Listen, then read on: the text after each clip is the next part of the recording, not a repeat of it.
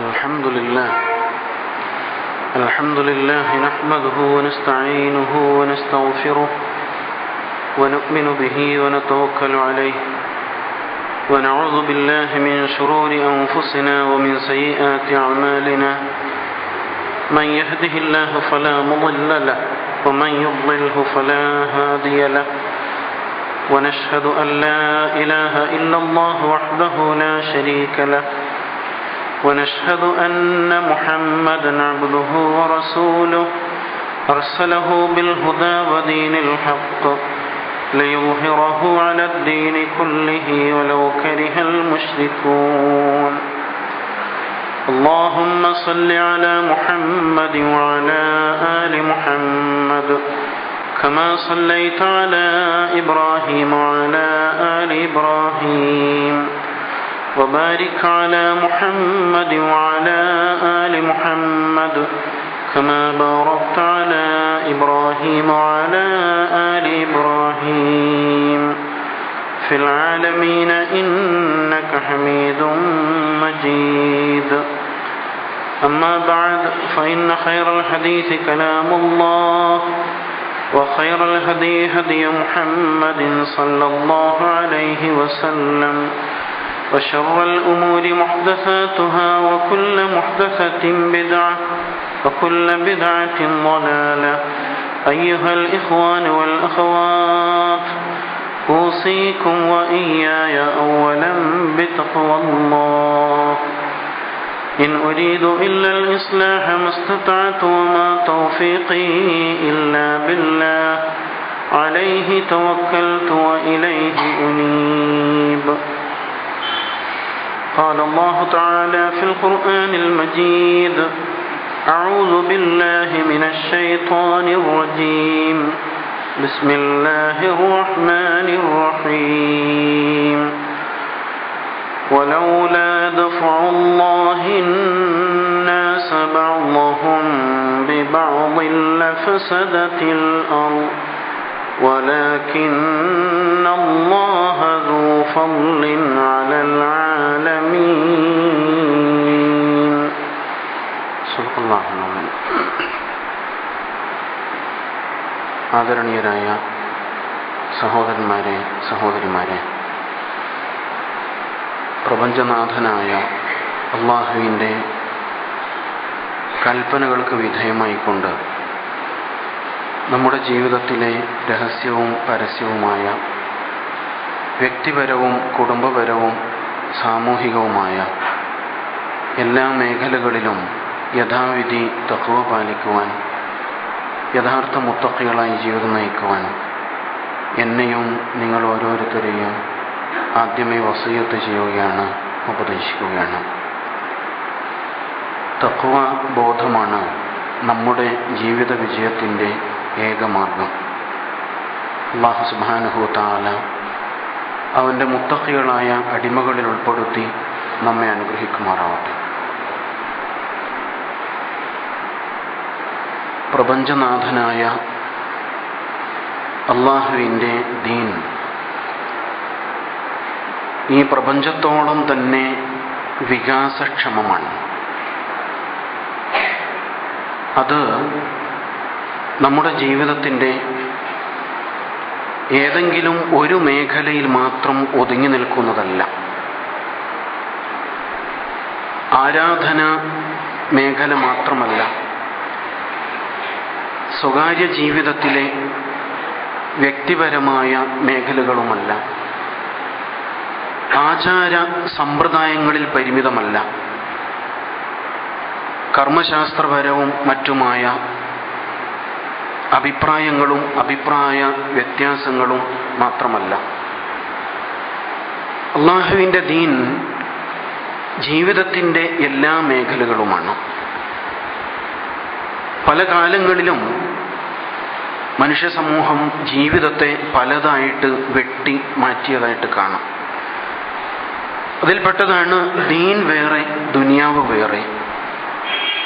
മതം സ്വകാര്യ ജീവിതത്തിൽ പരിമിതമാണ്, അതിന് സാമൂഹിക ജീവിതത്തിൽ യാതൊരു പ്രസക്തിയുമില്ല. ഇന്ന് അതിന് നൽകപ്പെടുന്ന പുതിയ ഭാഷയാണ് ആത്മീയ ഇസ്ലാം, രാഷ്ട്രീയ ഇസ്ലാം, ആത്മീയ മേഖലയിൽ പരിമിതമായ ഒരു ഇസ്ലാം, അത് വ്യക്തിപരമായ സംതൃപ്തിക്കും ആശ്വാസത്തിനും ഒക്കെ പ്രയോജനപ്പെടാം. ആ രൂപത്തിലുള്ള ഇസ്ലാം, അതാണ് സമാധാനത്തിൻ്റെ, ശാന്തിയുടെ ഇസ്ലാം എന്ന് പറയപ്പെടുന്നു. അതേ സമയത്ത് ജീവിതത്തിൻ്റെ മുഴുവൻ മേഖലയും ഉൾക്കൊള്ളുന്ന വിധത്തിൽ വ്യക്തി, കുടുംബം, സമ്പത്ത്, സമൂഹം, രാഷ്ട്രം, ഭരണം, ഇങ്ങനെ എല്ലാ മേഖലയും ഉൾക്കൊള്ളുന്നതാണ് ഇസ്ലാം എന്ന് പറയുമ്പോൾ അതിന് ഇന്ന് നൽകപ്പെടുന്ന വ്യാഖ്യാനമാണ് പൊളിറ്റിക്കൽ ഇസ്ലാം, രാഷ്ട്രീയ ഇസ്ലാം. അത് അപകടകരമാണ്, അതിലേക്ക് തിരിയരുത് എന്ന നിലക്കുള്ള നിരന്തരമായ താക്കീതുകൾ ഇന്ന് ലോകത്ത് നടന്നുകൊണ്ടിരിക്കുന്നതായിട്ട് നമുക്ക് കാണാൻ പറ്റും. യഥാർത്ഥത്തിൽ എന്താണ് ഇസ്ലാം? ഇസ്ലാം എന്നത് ഈ ലോകത്തിൻ്റെ വിമോചന മന്ത്രമാണ്. ഈ ലോകം അള്ളാഹുവിൻ്റെതാണെങ്കിൽ ആ അള്ളാഹുവാണ് ദീനുൽ ഇസ്ലാമിനെ മനുഷ്യ സമൂഹത്തിന് വേണ്ടി, ലോകത്തിന് വേണ്ടി അവതരിപ്പിച്ചതെങ്കിൽ ഈ പ്രപഞ്ചത്തിൻ്റെ, ഈ ലോകത്തിൻ്റെ മുഴുവൻ വിമോചനത്തിൻ്റെ അടിസ്ഥാന മാർഗം ഇസ്ലാമാണ് എന്നാണ് നാം ഉൾക്കൊള്ളേണ്ടത്. അതൊരിക്കലും നമ്മുടേതായ പ്രത്യേക ചുറ്റുപാടുകളിൽ അല്ലെങ്കിൽ സ്വകാര്യമായ ജീവിത മേഖലകളിൽ ഒതുക്കി നിർത്തുവാനുള്ള ഒന്നല്ല. അതിന് വ്യക്തിപരമായ സമീപന രീതിയുണ്ട്, സാമൂഹിക രീതിയുണ്ട്, ദേശീയ വീക്ഷണമുണ്ട്, അന്തർദേശീയ ആഗോള വീക്ഷണങ്ങൾ ഇസ്ലാം അവതരിപ്പിച്ചുകൊണ്ടിരിക്കുന്നുണ്ട്. ഒന്നും അള്ളാഹുവിൻ്റെ ദീനിന് പുറത്തല്ല എന്നാണ് നാം പ്രത്യേകിച്ച് മനസ്സിലാക്കേണ്ടത്. അതേപോലെ തന്നെ ലോകത്ത് നടന്നുകൊണ്ടിരിക്കുന്ന സംഭവ വികാസങ്ങൾ, ഇതിലൊക്കെ ഇസ്ലാമിന് വളരെ കൃത്യമായ കാഴ്ചപ്പാടുകളുണ്ട്. അതൊരിക്കലും കർമ്മശാസ്ത്രപരമായ തർക്കവിതർക്കങ്ങളിലോ വാദപ്രതിവാദങ്ങളിലോ പരിമിതമല്ല. പലപ്പോഴും നമ്മുടെ ഇസ്ലാമിക സംഘടനകളെയൊക്കെ പരിശോധിക്കുമ്പോൾ അവരുടെയൊക്കെ മുഖ്യ പ്രവർത്തന രീതി തന്നെ ഇത്തരത്തിലുള്ള കർമ്മശാസ്ത്ര പ്രശ്നങ്ങളിൽ അങ്ങോട്ടും ഇങ്ങോട്ടും തർക്കിച്ചുകൊണ്ടിരിക്കുക. ഇത് കേൾക്കുമ്പോൾ സാധാരണക്കാരായ നമുക്കും പലപ്പോഴും തോന്നുന്നത് ഇതൊക്കെയാണ് ഇസ്ലാം, ഇത് തന്നെയാണ് ഇസ്ലാമിക പ്രവർത്തനം, അതിനപ്പുറം ഇസ്ലാമിന് മറ്റൊന്നും പ്രവർത്തിക്കാനില്ല എന്ന് തോന്നിപ്പോകുന്ന ചുറ്റുപാട് പലപ്പോഴും നമുക്ക് കാണാൻ പറ്റും. അതേസമയം വിശുദ്ധ ഖുർആൻ അഥവാ മക്കയിലും മദീനയിലുമായിട്ട് അവതരിച്ച വിശുദ്ധ ഖുർആനിൽ അറേബ്യക്ക് പുറത്തുള്ള കാര്യങ്ങളെക്കുറിച്ച് ഒരുപാട് പ്രതിപാദനങ്ങളുണ്ട്. കഴിഞ്ഞുപോയ സമൂഹങ്ങളെക്കുറിച്ച്, ഇസ്രായേൽ സമൂഹങ്ങളെക്കുറിച്ച്. അതേപോലെ തന്നെ വിശുദ്ധ ഖുർആൻ അവതരിച്ചു കൊണ്ടിരുന്ന സമകാലിക പശ്ചാത്തലത്തിൽ അല്ലാഹു സുബ്ഹാനഹു തആല ഒരു വിഷയത്തിൽ അന്തർദേശീയ നയം വ്യക്തമാക്കുന്നുണ്ട്. അലിഫ് ലാം മീം ഗുലിബത്തിർ റൂം. സൂറത്തു റൂം എന്ന അധ്യായം ആരംഭിക്കുന്നത് അങ്ങനെയാണ്. റോം എന്ന് പറയുന്ന ആ കാലഘട്ടത്തിലെ ഏറ്റവും ജ്വലിച്ചു നിന്നിരുന്ന സാമ്രാജ്യം പരാജയപ്പെടുത്തപ്പെട്ടിരിക്കുന്നു. എന്നാൽ സമീപകാലത്ത് ആ സമീപ ഭൂമിയിൽ തന്നെ ആ സാമ്രാജ്യം വിജയം വരിക്കുക തന്നെ ചെയ്യും. റോമും പേർഷ്യയും തമ്മിലുള്ള സംഘട്ടനങ്ങൾ നടന്നുകൊണ്ടിരിക്കുന്ന പശ്ചാത്തലത്തിൽ രണ്ട് ശാക്തിക ചേരികൾ തമ്മിലുള്ള സംഘട്ടനങ്ങൾ നടക്കുകയാണ്. ആ ഘട്ടത്തിൽ റോമിന്റെ പക്ഷത്ത് നിന്നുകൊണ്ട് ഇസ്ലാം അവിടെ സംസാരിക്കുന്നുണ്ട്. അതിന്റെ കാരണം എന്താണ്? പേർഷ്യ തികച്ചും ശിർക്ക്പരമായ മജൂസികളുടെ, അഗ്നി ആരാധകരുടെ കേന്ദ്രമായിരുന്നു. അവർക്ക് മക്കാ മുശ്രിക്കുകളുമായിട്ട് ബന്ധമുണ്ട്. അതേസമയം റോം ആവട്ടെ ക്രൈസ്തവ സമൂഹമാണ്. അവരാണ് മറ്റവരെ അപേക്ഷിച്ച് ഇസ്ലാമിക സമൂഹവുമായിട്ട് ബന്ധപ്പെട്ട് നിൽക്കുന്നത്. അതുകൊണ്ട് തന്നെ ആ കാഴ്ചപ്പാട് മുൻനിർത്തിയിട്ട് ഒരു അന്തർദേശീയ നയം അവിടെ വിശുദ്ധ ഖുർആൻ വ്യക്തമാക്കുന്നത് നമുക്ക് ചരിത്രത്തിൽ കാണുവാൻ കഴിയുന്നുണ്ട്. ഇതേപോലെ നമ്മുടെ കാലഘട്ടത്തിലെ സംഭവ വികാസങ്ങളെയും വിലയിരുത്തുകയും ഇസ്ലാമിക സമൂഹം എന്ന നിലക്ക് അത് എത്രത്തോളമാണ് നമ്മെ പ്രചോദിപ്പിക്കുന്നത്, പ്രചോദിപ്പിക്കേണ്ടത് എന്ന നിലയിൽ വിഷയങ്ങളെ ഉൾക്കൊള്ളുകയും ചെയ്യുവാൻ ഈ കാലഘട്ടത്തിൽ ജീവിക്കുന്ന ഇസ്ലാമിക സമൂഹം എന്ന നിലക്ക് നമുക്ക് ഓരോരുത്തർക്കും ബാധ്യതയുണ്ട്. ഇന്ന് അറബ് ലോകത്ത് നടന്നുകൊണ്ടിരിക്കുന്ന ചലനങ്ങൾ ഒരുപക്ഷെ പത്രങ്ങളിൽ, TV-യിൽ നാം ഇങ്ങനെ കടന്നു പോകുന്നുണ്ടാവും. അതിൽ നമുക്കെന്ത് കാര്യം? നാം നമസ്കരിക്കുന്നു, നോമ്പെടുക്കുന്നു, അങ്ങനെ അങ്ങ് കടന്നു പോകുന്നു എന്നതിനപ്പുറത്ത് ഇത്തരം വിഷയങ്ങളിൽ നമ്മുടെ നിലപാട് എന്താണ്? അല്ലെങ്കിൽ അത് നമ്മുടെ ഇസ്ലാമിക ജീവിതത്തിന് പ്രചോദനം നൽകുന്നുണ്ടോ? അതല്ലെങ്കിൽ കേവലം ഒരു വാർത്ത എന്ന നിലക്ക് നാം വായിച്ച് തള്ളുക മാത്രമാണോ ചെയ്യുന്നത് എന്ന് നാം ആലോചിക്കേണ്ടതുണ്ട്. അറബ് ലോകത്ത് ഇന്ന് നടന്നുകൊണ്ടിരിക്കുന്ന നവജാഗരണ സ്വാതന്ത്ര്യത്തിന് വേണ്ടിയുള്ള നിരന്തരമായ പ്രവർത്തനങ്ങളും ഒരുപക്ഷെ പോരാട്ടങ്ങളും ഒരിക്കലും നമുക്ക് അവഗണിക്കാൻ സാധ്യമല്ല. ബ്രിട്ടീഷ് കോളനികളായിരുന്ന, പിന്നീട് സാമ്രാജ്യത്വ അടിമത്തം പേറിയിട്ട് അവരുടെ ചട്ടുകങ്ങളായി വർത്തിച്ചുകൊണ്ടിരിക്കുന്ന അറബ് ലോകത്ത് ഇന്ന് ഉയർത്തെഴുന്നേൽപ്പിന്റെ പ്രത്യാശ നൽകുന്ന, പ്രതീക്ഷ നൽകുന്ന ഒരുപാട് സംഭവങ്ങൾ ഉണ്ടായിക്കൊണ്ടിരിക്കുന്നുണ്ട്.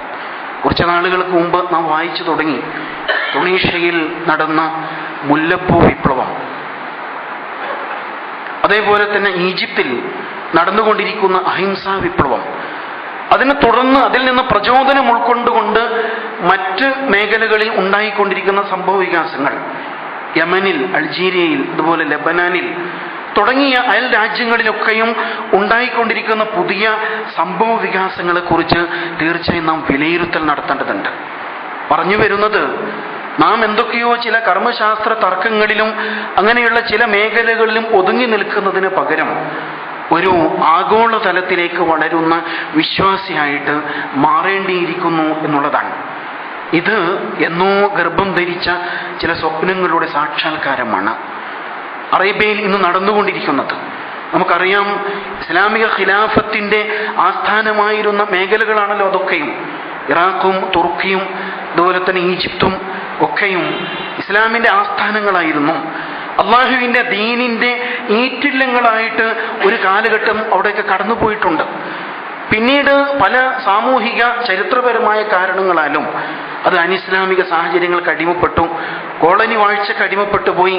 അങ്ങനെ ഇസ്ലാമിന്റെ തനതായ സംസ്കാരം നിലനിർത്തുവാൻ കഴിയാത്ത വിധത്തിൽ അവിടുത്തെ ഭരണകൂടം, ഭരണാധികാരികൾ ഒക്കെയും മറ്റു പലരുടെയും ആയുധങ്ങളായി മാറുന്ന കാഴ്ച നാം കാണുന്നുണ്ടായി. പക്ഷെ എല്ലാറ്റിനും ഒരു നിശ്ചിത അവധിയുണ്ട്. അള്ളാഹുവിന്റെ ദീനിന്റെ പ്രകൃതി അനുസരിച്ച്, അള്ളാഹുവിന്റെ നടപടിക്രമം അനുസരിച്ച് എല്ലാറ്റിനും ഒരു കാലാവധിയുണ്ട്. വിശുദ്ധ ഖുർആനിൽ അല്ലാഹു സുബ്ഹാനഹു വ തആല ജാലൂത്ത് എന്ന ക്രൂരനായ ഭരണാധികാരിയുടെ അന്ത്യം പരാമർശിച്ചുകൊണ്ട് ദാവൂദ് എന്ന ചെറുപ്പക്കാരൻ അലൈഹിസ്സലാം, ആ മഹാനായ പ്രവാചകൻ നേതൃത്വം നൽകിയ ആ വിപ്ലവത്തിലൂടെ ജാലൂത്ത് എന്ന ഏകാധിപതി കടപുഴകി വീണ സംഭവം പരാമർശിച്ചുകൊണ്ട് അല്ലാഹു സുബ്ഹാനഹു വ തആല സൂറത്തുൽ ബഖറയിൽ അത് വിലയിരുത്തിക്കൊണ്ട് പറയുന്നത്, വലൗലാ ദഫ്ഉല്ലാഹി നാസ ബഅദഹും ബിബഅദ്, അല്ലാഹു സുബ്ഹാനഹു വ തആല മനുഷ്യ സമൂഹത്തിൽ ചിലരെ കൊണ്ട് മറ്റു ചിലരെ പ്രതിരോധിച്ചില്ലായിരുന്നുവെങ്കിൽ, ചിലർ അക്രമമർദ്ദനങ്ങളിൽ, പീഡന പ്രവർത്തനങ്ങളിൽ, ഏകാധിപത്യ പ്രവണതകളിൽ മുന്നോട്ട് പോകുമ്പോൾ അല്ലാഹു സുബ്ഹാനഹു വ തആല തന്നെ മറ്റു ചില വിഭാഗങ്ങളെ കൊണ്ട് അവരെ പ്രതിരോധിക്കുന്ന രീതികൾ സ്വീകരിക്കും. അങ്ങനെ പ്രതിരോധ ശ്രമങ്ങൾ ലോകത്തുടനീളം ഉണ്ടാകുന്നില്ലെങ്കിൽ ഫസദത്തിൽ അർള്, ഭൂമി ആകെ ഫസാദായി പോയേനെ, ആകെ അലങ്കോലപ്പെട്ടു പോയേനെ, കുഴപ്പങ്ങൾ നടമാടിയിട്ട് സമൂഹങ്ങൾ നശിച്ചു പോയേനെ. എന്നാൽ അല്ലാഹു സുബ്ഹാനഹു വ തആല ലോകത്തോട്, സർവ്വലോകത്തോടും സർവ്വ മനുഷ്യ സമൂഹത്തോടും അങ്ങേയറ്റം ഔദാര്യം കാണിക്കുന്നവനാണ്, അങ്ങേയറ്റത്തെ അനുഗ്രഹം ചൊരിയുന്നവനാണ് അല്ലാഹു. അതുകൊണ്ട് തന്നെയാണ് ഉയർത്തെഴുന്നേൽപ്പിന്റെ ശ്രമങ്ങൾ ലോകത്തുടനീളം അടിച്ചമർത്തലിന് ശേഷം സംഭവിച്ചുകൊണ്ടേയിരിക്കുന്നത് എന്ന് നാം പ്രത്യേകിച്ച് മനസ്സിലാക്കേണ്ടിയിരിക്കുന്നു. ഇത് പ്രകൃതി നിയമമാണ്. മാത്രമല്ല അല്ലാഹുവിന്റെ ദീനിന്റെ പ്രകൃതിയും അത് തന്നെയാണ്. മിൻ ഇബാദത്തിൽ ഇബാദി ഇലാ ഇബാദത്തില്ലാഹി വഹ്ദഹ്. മനുഷ്യന്റെ അടിമയാകരുത്, മനുഷ്യനിർമ്മിതമായ കാഴ്ചപ്പാടുകളുടെ അടിമയാകരുത്. മറിച്ച് മനുഷ്യൻ എപ്പോഴും അല്ലാഹുവിന്റെ മാത്രം അടിമയായിരിക്കേണ്ടതുണ്ട്. ഇത് ഇസ്ലാമിന്റെ അടിസ്ഥാനപരമായ വീക്ഷണമാണ്. റസൂലുള്ളാഹി സ്വല്ലല്ലാഹു അലൈഹി വസല്ലം സ്ഥാപിച്ച ഇസ്ലാമിക സമൂഹം, ഇസ്ലാമിക വ്യവസ്ഥ, പിന്നീട് ഖുലഫാഉർ റാഷിദിലൂടെ നിലനിന്ന ഇസ്ലാമിക വ്യവസ്ഥ, പിൽക്കാലത്ത് ഖിലാഫത്ത് എന്ന മഹത്തായ സ്ഥാപനത്തിലൂടെ നൂറ്റാണ്ടുകളോളം നിലനിന്ന ആ വ്യവസ്ഥ ലോകത്തുടനീളം ഈ സ്വാതന്ത്ര്യത്തിന്റെ വിത്തുകൾ പാകിവെച്ചിട്ടുണ്ട്. ആ വിത്തുകൾ അനുകൂല സാഹചര്യം ഉണ്ടാകുമ്പോൾ പൊട്ടിമുളച്ചുകൊണ്ടേയിരിക്കും. അത് മുല്ലപ്പൂ പോലെ ലോകത്തുടനീളം സൗരഭം പരത്തുന്ന അവസ്ഥ ഉണ്ടാവുക തന്നെ ചെയ്യും. അറബ് ലോകത്ത് ഇതിനു മുമ്പും പല സാഹചര്യങ്ങളിൽ അധിനിവേശങ്ങൾ നടന്നിട്ടുണ്ട് എന്ന് ചരിത്രത്തിൽ നിന്ന് നമുക്ക് മനസ്സിലാക്കാൻ കഴിയുന്നുണ്ട്. കഴിഞ്ഞ നൂറ്റാണ്ടുകളിൽ ഫ്രഞ്ച് ആധിപത്യം, അതുപോലെ ബ്രിട്ടീഷ് ആധിപത്യം, ഇറ്റലിയുടെ കടന്നാക്രമണം, ഇങ്ങനെ പലതും ആ മേഖലയിൽ സംഭവിച്ചതായിട്ട് ചരിത്രത്തിൽ നമുക്ക് മനസ്സിലാക്കാൻ പറ്റുന്നുണ്ട്. ആ ഘട്ടങ്ങളിലൊക്കെയും അവിടങ്ങളിൽ സ്വാതന്ത്ര്യത്തിന് വേണ്ടിയുള്ള അവിരാമമായ പോരാട്ടങ്ങളും അതിന് നേതൃത്വം നൽകിയ മഹാന്മാരായ വ്യക്തിത്വങ്ങളെയും അല്ലാഹു സുബ്ഹാനഹു വ തആല നിയോഗിച്ചതായിട്ട് നമുക്ക് കാണാം. ഇത് ഏതോ ചരിത്രകാലത്തെ കുറിച്ചല്ല പറയുന്നത്. കഴിഞ്ഞ നൂറ്റാണ്ടുകൾ തന്നെ പരിശോധിക്കുമ്പോൾ മൊറോക്കോവിൽ അബ്ദുൽ കരീം അൽ ഖത്താബ്, അൾജീരിയയിൽ അബ്ദുൽ ഖാദിർ അൽ ജസായിരി, ലിബിയയിൽ ഉമറുൽ മുഖ്താർ, അതേപോലെ ഫലസ്തീനിൽ ഇസ്സുദ്ദീൻ അൽ ഖസ്സാം, നമ്മുടെ രാജ്യത്ത് പോലും ബ്രിട്ടീഷ് ആധിപത്യവും മറ്റും ഉണ്ടായപ്പോൾ വളരെ ശക്തമായ ചെറുത്തുനിൽപ്പുകൾക്ക് നേതൃത്വം നൽകിയത് ഇവിടെയുള്ള ഇസ്ലാമിക സമൂഹമാണ്. ഇസ്ലാമിക നേതൃത്വം അതിൽ മുഖ്യമായ പങ്ക് വഹിച്ചിട്ടുണ്ട് എന്ന് നമുക്ക് മനസ്സിലാക്കാൻ കഴിയുന്നുണ്ട്. ഈ സാഹചര്യം മുൻനിർത്തിയിട്ട് ഇസ്ലാമിക സമൂഹം ഒരിക്കലും ഒരു കെട്ടിനിൽക്കുന്ന കുളമല്ല. തങ്ങളുടേതായ വ്യക്തിപരമായ അല്ലെങ്കിൽ സങ്കുചിതമായ ചില താല്പര്യങ്ങൾ മുൻനിർത്തിയിട്ട് അതിൽ കഴിച്ചുകൂട്ടുക, വ്യക്തിപരമായ ആരാധനാകർമ്മങ്ങളിൽ പരിമിതപ്പെട്ട ഒരു ഇസ്ലാമുമായിട്ട് അങ്ങനെ ജീവിച്ച് മരിച്ചു പോവുക എന്നതിനൊക്കെ അപ്പുറത്ത് ഇത് വളർന്ന് വികസിച്ചു കൊണ്ടേയിരിക്കുന്ന ഒരു നാഗരികതയാണ് അള്ളാഹുവിൻ്റെ ദീൻ. ഇത് ലോകത്തുടനീളം മനുഷ്യവാസമുള്ള എല്ലായിടങ്ങളിലും ഈ ദീനിന്റെ സന്ദേശം നിരന്തരം കടന്നു ചെന്നുകൊണ്ടേയിരിക്കും. കാറ്റുപോലെ, വെളിച്ചം പോലെ, വെള്ളം പോലെ നിരന്തരം വ്യത്യസ്ത മേഖലകളിലേക്ക് അത് കടന്നു ചെന്നുകൊണ്ടേയിരിക്കും. അത്രമാത്രം വികാസക്ഷമമാണ് അള്ളാഹുവിൻ്റെ ദീൻ എന്ന് നാം പ്രത്യേകിച്ച് മനസ്സിലാക്കിയിരിക്കേണ്ടതുണ്ട്. അത് തന്നെയാണ് ആ മേഖലകളിൽ ഇപ്പോൾ സംഭവിച്ചുകൊണ്ടേയിരിക്കുന്നത്. ഈജിപ്തിൽ നമുക്കറിയാമല്ലോ, ഈജിപ്തിന് മഹത്തായ പാരമ്പര്യങ്ങളുണ്ട്. പൗരാണികമായ സംസ്കാരങ്ങളുടെ ഈറ്റില്ലമാണ് ഈജിപ്ത്. ഒരു പ്രമുഖ അറബ് മുസ്ലിം രാജ്യമാണ് ഈജിപ്ത്. ആഫ്രിക്കൻ വൻകരയുടെ വടക്ക് കിഴക്കായിട്ടാണ് ഈജിപ്ത് സ്ഥിതി ചെയ്യുന്നത്. സംസ്കാരത്തിന്റെ കളിത്തൊട്ടിൽ എന്നാണ് ചരിത്രകാരന്മാർ ആ നാടിനെ വിശേഷിപ്പിച്ചിട്ടുള്ളത്. പൗരാണിക സംസ്കാരം, അതോ നമ്മളൊക്കെ പഠിച്ചിട്ടുള്ള നൈൽ നദീതട സംസ്കാരത്തിന്റെ ഈറ്റില്ലമാണ് ഈജിപ്ത്. മാത്രമല്ല, മഹാന്മാരായ പ്രവാചകന്മാരുടെ പാരമ്പര്യമുള്ള നാടാണ് ഈജിപ്ത്. ഇബ്രാഹിം അലൈഹിസ്സലാം മുതൽക്ക് ഇങ്ങോട്ട് ലൂത്ത് അലൈഹിസ്സലാം അവരുടെ ഹിജറയുടെ വേളയിൽ അവർ കടന്നു വന്ന മേഖലകളിൽപ്പെട്ട നാടാണ് ഈജിപ്ത്. അതേപോലെ തന്നെ യൂസുഫ് അലൈഹിസ്സലാം ഒരു ഇസ്ലാമിക ഭരണകൂടം സ്ഥാപിച്ച് ഒരു നീണ്ട കാലം ഭരണം നടത്തുകയും പിൽക്കാലത്ത് നൂറ്റാണ്ടുകളോളം ആ ഭരണം അവിടെ നിലനിൽക്കുകയും ചെയ്തിട്ടുണ്ട് എന്ന് നമുക്ക് കാണാം. പിന്നീട് ഇസ്രായേൽ സമൂഹം അവിടുത്തെ ഫറോവമാരാൽ അടിച്ചമർത്തപ്പെടുകയും അവിടെ ആ അവസ്ഥയിൽ നിന്ന് അവരെ ഉയർത്തെഴുന്നേൽപ്പിക്കുവാൻ വേണ്ടിയിട്ട് അല്ലാഹു സുബ്ഹാനഹു വ തആല മൂസ അലൈഹിസ്സലാം എന്ന വിമോചകനെ ആ ഫറോവമാരുടെ കൊട്ടാരത്തിൽ തന്നെ വളർത്തിക്കൊണ്ടുവന്നതും നമുക്ക് മനസ്സിലാക്കാൻ പറ്റും. അങ്ങനെ വിശുദ്ധ ഖുർആനിന്റെ ചരിത്ര ഭൂമികയിൽ നിന്നുകൊണ്ട് തന്നെ പരിശോധിക്കുമ്പോൾ സാമ്രാജ്യത്വ അധിനിവേശങ്ങൾക്കെതിരിൽ അല്ലെങ്കിൽ സ്വേച്ഛാധിപത്യ ഏകാധിപത്യ പ്രവണതകൾക്കെതിരിൽ വളരെ ശക്തമായ നിലപാട് സ്വീകരിച്ച ചരിത്രം നമുക്ക് ഈജിപ്തുമായി ബന്ധപ്പെട്ടുകൊണ്ട് മനസ്സിലാക്കാൻ പറ്റുന്നുണ്ട്. പിന്നീട് പ്രവാചക കാലഘട്ടത്തിന് ശേഷം ഉമർ ഇബ്നുൽ ഖത്താബ് റളിയല്ലാഹു അൻഹുവിന്റെ കാലത്ത് ഹിജ്റ 19-ാം വർഷത്തിൽ അംർ ഇബ്നുൽ ആസ് റളിയല്ലാഹു അൻഹുവിന്റെ നേതൃത്വത്തിലാണ് ഇസ്ലാം ഈജിപ്തിൽ പ്രവേശിക്കുന്നത് എന്ന് നമുക്ക് കാണാം. ഇതേപോലെ തന്നെ പിന്നീട് മഹാന്മാരായ ചരിത്ര പുരുഷന്മാർ ജലാലുദ്ദീൻ അഫ്ഗാനി, അതേപോലെ തന്നെ മുഹമ്മദ് അബ്ദു, അതേപോലെ ഖുദ്സിന്റെ വിമോചകനായ സലാഹുദ്ദീൻ അയ്യൂബി, ഇങ്ങനെയുള്ള മഹാന്മാരുടെ ഒക്കെയും നേതൃത്വവും ഭരണവും ഒക്കെ ആ മേഖലയിൽ ഉണ്ടായിട്ടുണ്ട് എന്ന് നാം മനസ്സിലാക്കേണ്ടതുണ്ട്. അതേപോലെ തന്നെ നെപ്പോളിയൻ തൻ്റെ ചരിത്രപരമായ നീക്കങ്ങൾ, മുന്നേറ്റങ്ങൾ നടത്തിയിട്ടുള്ളത് അതിൽ മുഖ്യ പങ്ക് വഹിച്ച ഒരു മേഖല ഈജിപ്താണ് എന്ന് ചരിത്രത്തിൽ നിന്ന് നമുക്ക് മനസ്സിലാക്കാൻ പറ്റുന്നുണ്ട്. ചുരുക്കി പറഞ്ഞാൽ ഒരുപക്ഷെ അറബ് ലോകത്ത് മാത്രമല്ല, മുഴുവൻ ലോകത്ത് തന്നെയും ഇസ്ലാമിൻ്റെ നവജാഗരണ ശ്രമങ്ങൾക്ക് നേതൃപരമായ പങ്ക് വഹിക്കാൻ കഴിയുന്ന മഹത്തായ യോഗ്യതയുള്ള പാരമ്പര്യമാണ് ആ രാജ്യത്തിനുള്ളത് എന്ന് തന്നെ നാം മനസ്സിലാക്കേണ്ടിയിരിക്കുന്നു. 1924 റസൂലുള്ളാഹി സ്വല്ലല്ലാഹു അലൈഹി വസല്ലമയിലൂടെ സ്ഥാപിതമായി ഖുലഫാഉർ റാഷിദുകളിലൂടെ കൂടുതൽ പുഷ്ടിപ്പെട്ട് പിന്നീട് നൂറ്റാണ്ടുകളോളം നിലനിന്ന ഇസ്ലാമിക ഖിലാഫത്ത് തകരുന്നത് 1924 അതിനുശേഷം ലോകത്തുടനീളം നമുക്ക് നഷ്ടപ്പെട്ടു പോയ ഖിലാഫത്ത് എന്ന് പറയുന്ന ലോക നേതൃത്വം തിരിച്ചു പിടിക്കാൻ വേണ്ടിയുള്ള വളരെ ശക്തമായ നീക്കങ്ങൾ നടന്നിട്ടുണ്ട്. നമ്മുടെ രാജ്യത്ത് പോലും ഇവിടുത്തെ സ്വാതന്ത്ര്യ സമര പ്രസ്ഥാനം ഖിലാഫത്ത് പ്രസ്ഥാനവുമായി ചേർന്ന് നിന്നുകൊണ്ട് പ്രവർത്തിച്ച ചരിത്രം നമുക്ക് കാണാം. ആ ഒരു പശ്ചാത്തലത്തിൽ 1928 ഈജിപ്തിൽ സ്ഥാപിതമായ മഹത്തായ ഒരു ഇസ്ലാമിക കൂട്ടായ്മയാണ് അൽ ഇഖ്വാനുൽ മുസ്ലിമൂൻ എന്ന് പറയുന്ന പ്രസ്ഥാനം. മുസ്ലിം ബ്രദർഹുഡ് എന്ന പേരിൽ ഇന്ന് ലോകത്ത് പല മേഖലകളിലും ഇസ്ലാമിക പ്രവർത്തന രംഗത്ത് ആ പ്രസ്ഥാനം വളരെ സജീവമാണ് എന്ന് നമുക്ക് കാണാൻ പറ്റും. ആ പ്രസ്ഥാനം മുന്നോട്ട് വെച്ച തനതായ ഇസ്ലാമിക വീക്ഷണം എന്ന് പറയുമ്പോൾ പ്രവാചകൻ സല്ലല്ലാഹു അലൈഹി വസല്ലമയിലൂടെ സ്ഥാപിതമായി ഖുലഫാഉർ റാഷിദുകളിലൂടെ നിലനിന്ന ആ ഇസ്ലാം എന്ന് പറയുന്ന സ്ഥാപനം പിൽക്കാലത്ത് രാജാധിപത്യത്തിലേക്കും കുടുംബവാഴ്ചയിലേക്കുമൊക്കെ മാറിപ്പോയതായിട്ട് ചരിത്രത്തിൽ നാം മനസ്സിലാക്കുന്നുണ്ട്.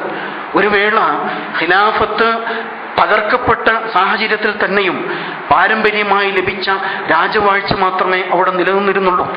എങ്കിൽ പോലും ലോക ഇസ്ലാമിക സമൂഹത്തിന് ഒരു നേതൃത്വമുണ്ട് എന്ന ഒരു സങ്കല്പം അന്ന് നിലനിന്നിരുന്നു. തുർക്കി തൊപ്പി ഉണ്ടല്ലോ, അതിൻ്റെ ഒരു പ്രതീകമായിട്ട് നമ്മുടെ കഴിഞ്ഞ തലമുറ പോലും, കേരളീയ സമൂഹത്തിൽ പോലും നമ്മുടെ കഴിഞ്ഞ തലമുറ അത് അഭിമാനപൂർവ്വം തലയിൽ വെച്ച് നടന്നിരുന്നു.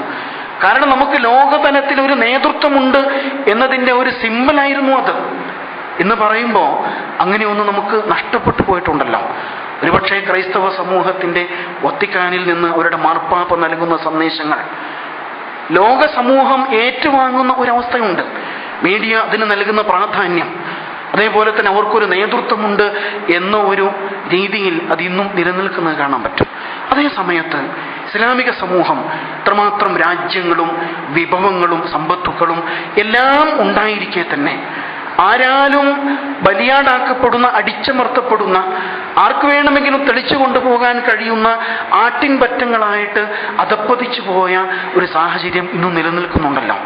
ഇത് മുമ്പിൽ കണ്ടുകൊണ്ട് തന്നെയാണ് ലോകത്തിൻ്റെ പല മേഖലകളിലും ഉണ്ടായതുപോലെ അവിടെ ഈജിപ്ത് ആസ്ഥാനമായിക്കൊണ്ട് അൽ ഇഖ്വാനുൽ മുസ്ലിമൂൻ എന്ന പ്രസ്ഥാനം രൂപം കൊണ്ടിട്ടുള്ളത്. ഇന്ന് ഒരുപക്ഷെ നാം പത്രങ്ങളിൽ ഈജിപ്തിൽ നടന്നുകൊണ്ടിരിക്കുന്ന ഈ സമാധാന വിപ്ലവം, ഈ മഹത്തായ പരിവർത്തന ദശയുമായി ബന്ധപ്പെട്ടുകൊണ്ട് ഈ പ്രസ്ഥാനത്തെ പരാമർശിക്കുന്നത് നമുക്ക് കാണാൻ പറ്റും. ആ പ്രസ്ഥാനം ഒരുപക്ഷെ നമ്മുടെയൊക്കെ മനസ്സിനകത്തുള്ളതുപോലെ എപ്പോഴാണ് ഒരു തനതായ ഇസ്ലാമിക പ്രസ്ഥാനം ലോകത്ത് രൂപം കൊള്ളുക? പലതിൻ്റെ പേരിലും ഇസ്ലാമിക സമൂഹം സംഘടിക്കുന്നുണ്ട്. പക്ഷേ തനതായ ഇസ്ലാമിൻ്റെ പേരിൽ വിശുദ്ധ ഖുർആനിനെയും സുന്നത്തിനെയും അടിസ്ഥാനപ്പെടുത്തിക്കൊണ്ടുള്ള സമഗ്രമായ ഒരു ഇസ്ലാമിക വീക്ഷണം അതെപ്പോഴാണ് പടച്ചവനെ രൂപപ്പെടുക എന്ന ആശയും പ്രതീക്ഷയും ആശങ്കയുമൊക്കെ നമ്മുടെയൊക്കെ മനസ്സുകളിലുള്ളതാണ്. ഇതിനുള്ള പരിഹാരം എന്ന നിലക്ക് തന്നെയാണ് ആ കാലഘട്ടത്തിലെ ഈജിപ്തിലെ പണ്ഡിതന്മാർ ഒരുമിച്ച് ചേർന്നുകൊണ്ട് ഇത്തരമൊരു പ്രസ്ഥാനത്തിന് രൂപം നൽകിയിട്ടുള്ളത്. അതിൻ്റെ മുഖ്യ മുഖം തന്നെ ഇസ്ലാമിനെ സമഗ്രമായിട്ട് മനുഷ്യ സമൂഹ മധ്യത്തിൽ അവതരിപ്പിക്കുക എന്നതായിരുന്നു. നാം പ്രത്യേകിച്ച് മനസ്സിലാക്കേണ്ടതുണ്ട്, ഭൗതികത തിമർത്താടിയിരുന്ന സാഹചര്യമാണത്.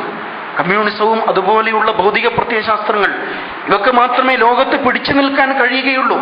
ഇസ്ലാം പഴഞ്ചൻ വർത്തമാനമാണ്, അത് കാലഹരണപ്പെട്ടു പോയിരിക്കുന്നു. നൂറ്റാണ്ടുകൾക്കപ്പുറത്ത് വന്ന ആ പ്രവാചകനും വേദഗ്രന്ഥത്തിനും ഈ ആധുനിക കാലഘട്ടത്തിൽ എന്താണ് ചെയ്യാനുള്ളത് എന്ന് പറഞ്ഞുകൊണ്ട് ഒരുപക്ഷെ ഇസ്ലാമിക പണ്ഡിതന്മാരും ഇസ്ലാമിക സമൂഹവും അങ്ങേയറ്റത്തെ ഒരുതരം പിന്മാറ്റത്തിൻ്റെ സമീപന രീതി സ്വീകരിച്ചുകൊണ്ട് അന്തർമുഖത്വത്തോടുകൂടി നിലകൊണ്ട സാഹചര്യത്തിലാണ് അൽ ഇഖ്വാനുൽ മുസ്ലിമൂൻ, മുസ്ലിം ബ്രദർഹുഡ് എന്ന പ്രസ്ഥാനം അവിടെ രംഗപ്രവേശം ചെയ്യുന്നത് എന്ന് നാം പ്രത്യേകിച്ച് മനസ്സിലാക്കേണ്ടതാണ്. അള്ളാഹുവിൻ്റെ ദീൻ പ്രായോഗികമാണ്. ഇസ്ലാം കാലത്തെ അതിജീവിക്കുന്നതാണ്. അതുകൊണ്ട് നിങ്ങൾ ആ ആയുധം തന്നെ കയ്യിലെടുക്കുവിൻ. ഖുർആനും സുന്നത്തുമാണ് തീർച്ചയായും ഈ പ്രസ്ഥാനത്തിൻ്റെ പ്രചോദനം എന്ന് പറഞ്ഞുകൊണ്ടാണ് ആ പ്രസ്ഥാനം അവിടെ രംഗപ്രവേശം ചെയ്യുന്നത്. ആ പ്രസ്ഥാനത്തെ കൂടുതൽ അറിയുമ്പോൾ അതിൻ്റെ നേതൃത്വം ഈ പ്രസ്ഥാനത്തെ പരിചയപ്പെടുത്തിയ രീതി എന്താണ് എന്നുകൂടി നാം മനസ്സിലാക്കേണ്ടതുണ്ട്. അതൊരിക്കലും സങ്കുചിതമായ വീക്ഷണത്താൽ കെട്ടിപ്പടുക്കപ്പെട്ട ഒന്നായിരുന്നില്ല. നമ്മുടെ കാലത്ത് നമ്മുടെ നാട്ടിലൊക്കെ കാണുന്ന ഇസ്ലാമിൻ്റെ പേരിലുള്ള പ്രസ്ഥാനങ്ങളുണ്ടല്ലോ, അവയൊക്കെ നിർണിതമായ ഒരുപക്ഷെ വളരെ പരിമിതമായ ലക്ഷ്യങ്ങൾ മുൻനിർത്തിയാണ് സ്ഥാപിതമാകുന്നത് എന്ന് നമുക്ക് കാണാൻ പറ്റും. സമഗ്രമായ വീക്ഷണത്തിലല്ല. അതേ സമയത്ത് ഈ പ്രസ്ഥാനത്തെക്കുറിച്ച് അതിൻ്റെ വക്താക്കൾ തന്നെ പരിചയപ്പെടുത്തുന്നത് അൽ ഇഖ്വാനുൽ മുസ്ലിമൂൻ എന്നത് ഒരു സലഫി പ്രസ്ഥാനമാകുന്നു എന്ന് പറഞ്ഞാൽ സലഫ് സ്വാലിഹികളുടെ മാതൃക പിന്തുടർന്നുകൊണ്ട് വിശുദ്ധ ഖുർആനിന്റെ അധ്യാപനം മുൻനിർത്തി മനുഷ്യ സമൂഹത്തിൽ ഇസ്ലാമിനെ പ്രബോധനം ചെയ്യുന്ന പ്രസ്ഥാനമാണത് എന്ന് പറഞ്ഞവർ അവസാനിപ്പിച്ചില്ല. ഒരുപക്ഷെ ഇന്ന് സലഫി എന്ന വാക്ക് പോലും പ്രത്യേകം മുദ്രയടിക്കപ്പെട്ട ഒരു പ്രയോഗമാണ്. തീർച്ചയായും അതിന് നേതാക്കൾ തുടർന്ന് പറയുന്നത് ഈ പ്രസ്ഥാനം ഒരു സുന്നി മാർഗമാകുന്നു. കാരണം മനുഷ്യ സമൂഹത്തെ, ഇസ്ലാമിക സമൂഹത്തെ തനതായ സുന്നത്തിലേക്ക്, പ്രവാചക ചര്യയിലേക്ക് തിരിച്ചു കൊണ്ടുപോകുന്ന പ്രസ്ഥാനമാണിത്. അവിടെയും അവസാനിപ്പിച്ചില്ല. അൽ ഇഖ്വാനുൽ മുസ്ലിമൂൻ ഒരു സൂഫി യാഥാർത്ഥ്യമാകുന്നു. നേതാക്കന്മാർ പറയാണ്, അഥവാ ഇത് മാനസിക വിശുദ്ധിയിലേക്ക്, ആത്മീയമായ വിശുദ്ധിയിലേക്ക് മനുഷ്യ സമൂഹത്തെ വഴി നടത്തുന്ന പ്രസ്ഥാനമാണ്. അതോടൊപ്പം അള്ളാഹുവുമായി ആത്മബന്ധം സ്ഥാപിച്ച, ദീനിന്റെ മാർഗത്തിൽ സമർപ്പിതരായ ഒരു സംഘത്തെ വാർത്തെടുക്കാൻ വേണ്ടിയിട്ട് സ്ഥാപിതമായ പ്രസ്ഥാനമാണ്. അവിടെയും അവർ അവസാനിപ്പിക്കുന്നില്ല. ഇതിന് ആത്മീയ മുഖം വ്യക്തമാക്കുന്നതോടൊപ്പം തന്നെ അതോട് ചേർത്ത് പറയാണ്, ഈ പ്രസ്ഥാനം മുസ്ലിം ബ്രദർഹുഡ് ഇതൊരു രാഷ്ട്രീയ വേദി കൂടിയാണ്. കാരണം അങ്ങനെയല്ലാതെ ഒരു രാജ്യത്ത് പ്രവർത്തിക്കുന്ന പ്രസ്ഥാനത്തിന് നിലനിൽക്കുവാൻ സാധ്യമല്ല. ഈ പ്രസ്ഥാനം ഈ രാജ്യത്തെ ഭരണപരിഷ്കാരം ആഗ്രഹിക്കുന്നു. ഈ രാജ്യത്തെ പൗരന്മാർക്ക് നീതി ലഭിക്കണം, ഈ രാജ്യത്ത് പുരോഗതി ഉണ്ടാവണം എന്നാഗ്രഹിക്കുന്നു. അതുകൊണ്ട് തന്നെ ഈ പ്രസ്ഥാനത്തിന്റെ പ്രവർത്തനത്തിന്റെ ഒരു മുഖ്യമുഖം രാഷ്ട്രീയ മുഖം കൂടിയാണ്. അവിടെയും അവസാനിക്കുന്നില്ല. ഈ പ്രസ്ഥാനത്തിന് വളരെ കൃത്യമായ ലക്ഷ്യബോധത്തോടു കൂടിയുള്ള കായിക വേദിയുണ്ട്. കാരണം ആരോഗ്യമുള്ള ജനത നിലനിൽക്കുമ്പോൾ മാത്രമാണ് അവിടെ സജീവമായ രാഷ്ട്ര പുരോഗതിക്ക് വേണ്ടിയുള്ള പ്രവർത്തനങ്ങൾ ഉണ്ടാവുകയുള്ളൂ. ഈ സംഘം ഒരു സാംസ്കാരിക സംഘമാണ്. കാരണം പഠനം, ചിന്ത, ആവിഷ്കാരം, സമൂഹം നേരിട്ടുകൊണ്ടിരിക്കുന്ന പുതിയ പ്രശ്നങ്ങൾക്ക് പരിഹാരം കണ്ടെത്തുന്ന തരത്തിലുള്ള ഗവേഷണപരമായ പ്രവർത്തനങ്ങൾ നടത്തുന്ന മഹത്തായ സംസ്കാരമാണ് ഇത് പഠിപ്പിക്കുന്നത്. അതുകൊണ്ട് തന്നെ സാംസ്കാരിക മേഖലയും ഈ പ്രസ്ഥാനത്തിന്റെ ഭാഗമാണ്. ഇതൊരു സാമ്പത്തിക സ്ഥാപനമാണ്. ആത്മീയ മേഖല എന്ന് പറയുമ്പോൾ മനുഷ്യനിലെ കഴിവുകൾ പരിമിതപ്പെടുത്തപ്പെട്ട് അല്ലെങ്കിൽ ജീവിതവുമായി ബന്ധപ്പെട്ട ഉത്തരവാദിത്തങ്ങളിൽ നിന്ന് ഒളിച്ചോടുന്നതാണ് എന്ന നിലക്കുള്ള അന്ധവിശ്വാസം പ്രചരിപ്പിക്കപ്പെടുന്നുണ്ട്. അതേ സമയത്ത് ആ ഇസ്ലാമിക പ്രസ്ഥാനം അവരുടെ മുഖ്യ അജണ്ടയായിട്ട് പറഞ്ഞ കൂട്ടത്തിൽ ഇതൊരു സാമ്പത്തിക പ്രസ്ഥാനം കൂടിയാണ് എന്ന് പറയുമ്പോൾ മനുഷ്യർക്ക് ജീവിക്കുവാൻ ആവശ്യമായ ഉപജീവന മാർഗങ്ങളെക്കുറിച്ച് കൂടി ഈ പ്രസ്ഥാനം അവരെ പഠിപ്പിക്കും. തൊഴിൽ നേടുവാൻ, തൊഴിലിൽ അഭിമാനബോധമുള്ളവരാകുവാൻ തീർച്ചയായിട്ടും ഈ പ്രസ്ഥാനം അവരെ പഠിപ്പിക്കും. ഈ പ്രസ്ഥാനം സാമൂഹിക ചിന്തകൾ വികസിപ്പിക്കുന്ന പ്രസ്ഥാനമാണ് എന്ന് പറഞ്ഞാൽ സാമൂഹിക പ്രശ്നങ്ങൾ ഇടപെടുന്ന, മനുഷ്യൻ വ്യക്തിയിലേക്ക് ചുരുങ്ങുന്നതിന് പകരം കുടുംബം, സമൂഹം, സാമൂഹിക വിഷയങ്ങൾ എന്ന നിലക്ക് രാഷ്ട്രത്തിന്റെ ഭാഗമായി കൊണ്ട് ജീവിക്കുവാൻ മനുഷ്യ സമൂഹത്തെ പ്രേരിപ്പിക്കുന്ന പ്രസ്ഥാനമാണ്. ഇങ്ങനെ ഒരു തനതായ വീക്ഷണത്തോടു കൂടിയാണ് ഏതാണ്ട് 80 വർഷങ്ങൾക്കപ്പുറത്ത് ഇങ്ങനെയൊരു പ്രസ്ഥാനം ഈജിപ്തിൽ രൂപം കൊണ്ടത് എന്ന് നാം തിരിച്ചറിയേണ്ടതുണ്ട്. ഓരോ കാലഘട്ടത്തിലും ഇത് അള്ളാഹുവിൻ്റെ ദീനിന്റെ സുന്നത്ത് തന്നെയാണ്. ഓരോ കാലഘട്ടത്തിലും മനുഷ്യ സമൂഹം ഇസ്ലാമിന്റെ തനതായ വീക്ഷണങ്ങളിൽ നിന്ന് അകന്നു പോകുമ്പോൾ അതിനെ തനത് മൂല്യങ്ങളിലേക്ക്, അടിത്തറയിലേക്ക് തിരിച്ചു കൊണ്ടുവരിക എന്ന നിലക്ക് ലോകത്തുടനീളം ഇത്തരത്തിലുള്ള പ്രവർത്തനങ്ങൾ നടന്നുകൊണ്ടേയിരിക്കും. പക്ഷേ സ്വാഭാവികമായും അവിടെയും അടിച്ചമർത്തലുകൾ ഉണ്ടായി. ഭൗതിക പ്രസ്ഥാനങ്ങളും അതേപോലെ തന്നെ ഭരണകൂടങ്ങളും സാമ്രാജ്യത്വ വിധേയത്വവും എല്ലാം ഒരുമിച്ച് ചേർന്നുകൊണ്ട് അങ്ങേയറ്റം അടിച്ചമർത്തുവാനുള്ള ശ്രമങ്ങൾ നടത്തി. ഒരുപാട് പുസ്തകങ്ങൾ മലയാളത്തിലും പ്രസിദ്ധീകരിക്കപ്പെട്ടിട്ടുണ്ട്. അന്ന് അവിടെ നടന്നിട്ടുള്ള ക്രൂരമായ പീഡനങ്ങൾ, വിശ്വാസികൾക്ക് നേരെ, പണ്ഡിതന്മാർക്ക് നേരെ, അതിന് നേതൃത്വം കൊടുത്തിരുന്ന ബുദ്ധിജീവികൾക്ക് നേരെയൊക്കെ നടന്ന ക്രൂരമായ പീഡനങ്ങൾ. ഹസനുൽ ബന്ന, മഹാനായ ഹസനുൽ ബന്ന ഷഹാദത്ത് വരിച്ചത് അവരുടെ വെടിയുണ്ടകളേറ്റായിരുന്നു. നമുക്കൊക്കെ പരിചയമുള്ള ഫീ ദിലാലിൽ ഖുർആൻ, ഖുർആന്റെ തണലിൽ എന്ന വിഖ്യാതമായ ഖുർആൻ വ്യാഖ്യാന ഗ്രന്ഥം എഴുതിയ ലോകപ്രസിദ്ധ പണ്ഡിതനായ ഷഹീദ് സയ്യിദ് ഖുത്ബ് തൂക്കിലേറ്റപ്പെട്ടത് അവിടെ വെച്ചായിരുന്നു. ജമാൽ അബ്ദുൽ നാസറിന്റെ കാലഘട്ടത്തിൽ നാം പഠിക്കേണ്ടതാണ്. എന്തിന്റെ പേരിലാണ് തൂക്കിലേറ്റപ്പെട്ടത്? അള്ളാഹുവിന്റെ ദീനിനെ അതിന്റെ തനിമയിൽ നിന്ന് സമൂഹ മധ്യത്തിൽ അവതരിപ്പിച്ചു എന്ന ഒറ്റ കാരണത്താൽ.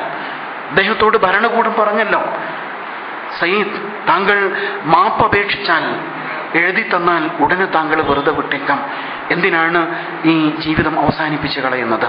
അദ്ദേഹം നൽകിയ ഒരു മറുപടി ഉണ്ട്. ഞാൻ 5 നേരവും തശഹുദിൽ അത്തഹിയാത്തുവിൽ അള്ളാഹു ഏകനാകുന്നു എന്ന് അടയാളപ്പെടുത്തുന്ന എൻ്റെ ചൂണ്ടുവിരൽ, ആ വിരൽ ഉപയോഗിച്ചാണല്ലോ ഞാൻ പേന കൊണ്ട് മാപ്പപേക്ഷ എഴുതി തരേണ്ടത്. അതിനെനിക്ക് സാധ്യമല്ല. മാത്രമല്ല, ഞാൻ വിളിച്ചു പറഞ്ഞത് സത്യമാണ്. ആ സത്യം ലോകത്തെന്നും നിലനിൽക്കേണ്ടതുണ്ട്. ഞാൻ എന്തായാലും മരിക്കും, പക്ഷേ സത്യം ജീവിക്കണം.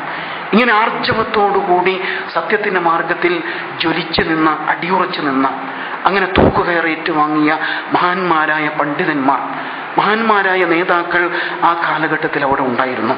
അതിനെല്ലാം അനുരണനങ്ങൾ എന്ന നിലക്ക് തന്നെയാണ് ഒരുപക്ഷെ 80 വർഷങ്ങൾക്ക് ഇപ്പുറത്ത് അവിടെ ഇപ്പോൾ സംഭവിച്ചുകൊണ്ടിരിക്കുന്ന മാറ്റങ്ങൾ എന്ന് നാം പ്രത്യേകിച്ച് മനസ്സിലാക്കണം. ഏതാണ്ട് 60-ലേറെ വർഷങ്ങളായിട്ട് ഈ പറയപ്പെട്ട പ്രസ്ഥാനം അവിടെ നിരോധിക്കപ്പെട്ടിരിക്കുകയാണ്. അതിന് ഔദ്യോഗികമായിട്ട് പ്രവർത്തന സ്വാതന്ത്ര്യമില്ല. പക്ഷെ ജനമനസ്സുകളിൽ നിന്ന് അതിനെ തടഞ്ഞു നിർത്തുവാൻ, അതിനെ പിഴുതെറിയുവാൻ അവിടുത്തെ ഭരണകൂടങ്ങൾക്ക് സാധിച്ചില്ല എന്നാണ് നാം മനസ്സിലാക്കേണ്ടത്.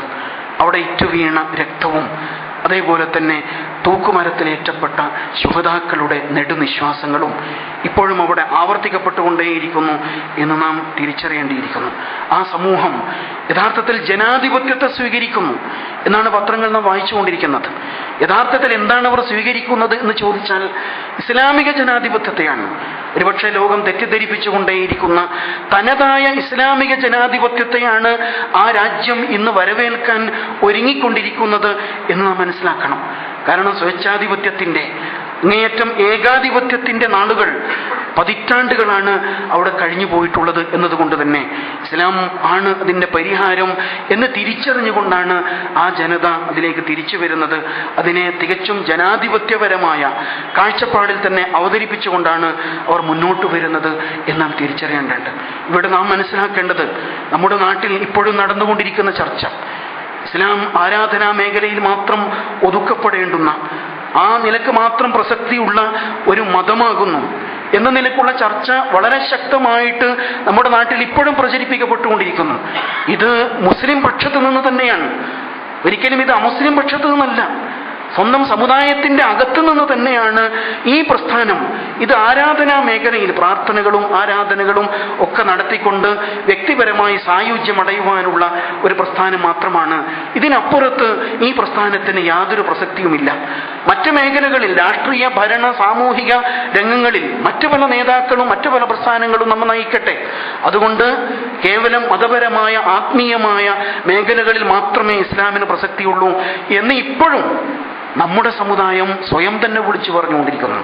അവിടെയാണ് അല്ല, അത്തരത്തിലുള്ള എല്ലാ ജീവിത വീക്ഷണങ്ങളും പരാജയമാണ്, ഇസ്ലാം മാത്രമാണ് പരിഹാരം എന്ന നിലക്ക് അവിടെ വമ്പിച്ച ഉയർത്തെഴുന്നേൽപ്പ് ഉണ്ടായിക്കൊണ്ടിരിക്കുന്നത്. നാം കഴിഞ്ഞ നാളുകളിൽ കണ്ടല്ലോ, കൈറോ സിറ്റിയുടെ ഹൃദയഭാഗത്ത് തഹരീർ സ്ക്വയറിൽ അഥവാ ഫ്രീഡം സ്ക്വയറിൽ ഒരുമിച്ച് കൂടിയ 20 ലക്ഷം ഈജിപ്ഷ്യൻസ്, 20 ലക്ഷം ആളുകൾ അവിടെ ഒരുമിച്ച് കൂടിയിട്ട് 5 നേരവും അവിടെ വെച്ച് തന്നെ അവർ ബാങ്ക് കൊടുക്കുകയും നമസ്കരിക്കുകയും ചെയ്തുകൊണ്ടിരിക്കുന്നു.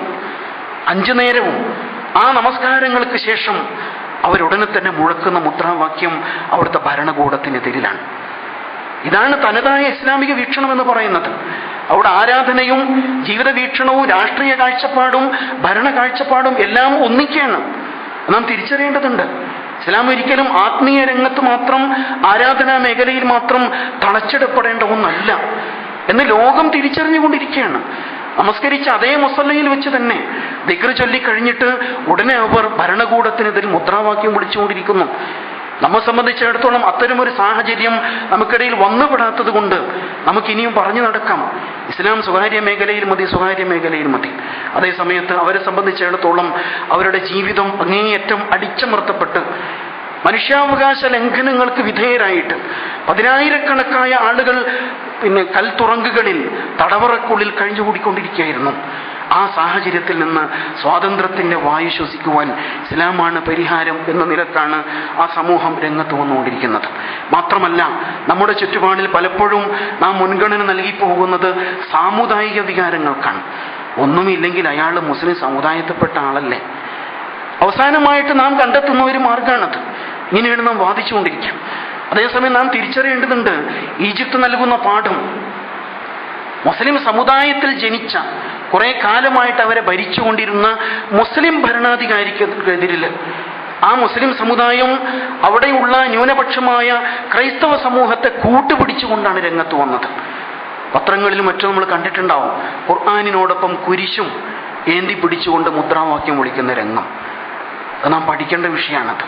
എന്ന് പറഞ്ഞാൽ കേവല സാമുദായികതയ്ക്കൊക്കെ അപ്പുറത്ത് ഇസ്ലാമിൻ്റെ തനതായ ജനാധിപത്യ വീക്ഷണം നടപ്പിലാക്കുവാൻ വേണ്ടിയുള്ള മുറവിളിയാണ് അവിടെ നടന്നുകൊണ്ടിരിക്കുന്നത് എന്ന് പ്രത്യേകിച്ച് നാം തിരിച്ചറിയേണ്ടതുണ്ട്. അതിനാൽ അള്ളാഹുവിൻ്റെ ദീനിൻ്റെ ഈ അർത്ഥത്തിലുള്ള മുന്നേറ്റങ്ങൾ, നവജാഗരണ ശ്രമങ്ങൾ, ഉയർത്തെഴുന്നേൽപ്പിന് വേണ്ടിയുള്ള മുറവിളികൾ ഒരിക്കലും കാണാതിരുന്നുകൂടാ. നാം നമ്മുടെ ഈ വട്ടത്ത് മാത്രം ഒതുങ്ങിക്കൂടിയിട്ട് ചെറിയ ചെറിയ മസ്കല പ്രശ്നങ്ങൾ പറഞ്ഞ് സമയം കളയുന്നതിനപ്പുറത്ത് അള്ളാഹുവിൻ്റെ ദീനിൻ്റെ വിശാലമായ ഭൂമികയെക്കുറിച്ച്, അതിൻ്റെ വികാസക്ഷമതയെക്കുറിച്ച് കൂടുതൽ അറിയുവാനും മനസ്സിലാക്കുവാനും വിലയിരുത്തുവാനും ചിന്തിക്കുവാനും ഒക്കെ ഈ സന്ദർഭങ്ങൾ ഉപയോഗപ്പെടുത്തേണ്ടതുണ്ട്. അല്ലാഹു സുബ്ഹാനഹു വ തആല അവൻ്റെ ദീനിനെ യഥാവിധി ഉൾക്കൊള്ളുവാൻ, ആ മാർഗത്തിൽ നമ്മളാൽ കഴിയും വിധം സമർപ്പിതരാകുവാൻ നമ്മെ അനുഗ്രഹിക്കുമാറാവട്ടെ.